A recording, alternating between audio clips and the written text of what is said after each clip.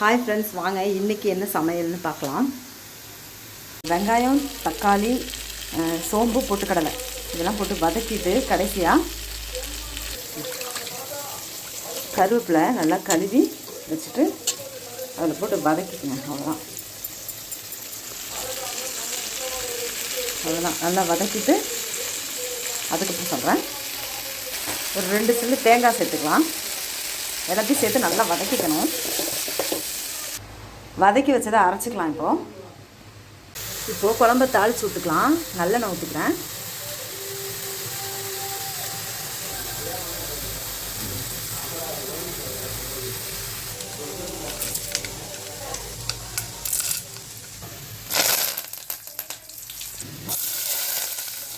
வெங்காயம் வதங்கிடுச்சு. குழம்பு பொடி போட்டுக்கலாம்.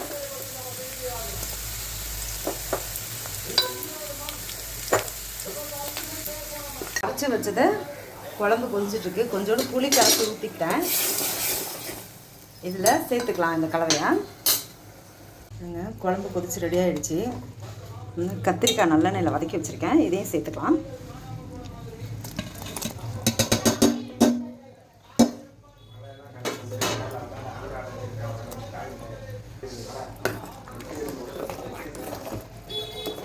ட்ரை பண்ணி பாருங்கள்.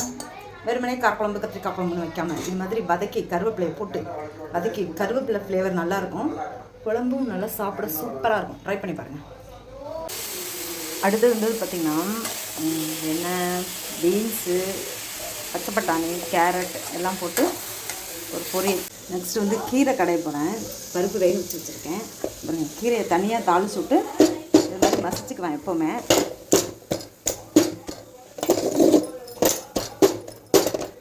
மசிச்சுட்டு காட்டுறேன்.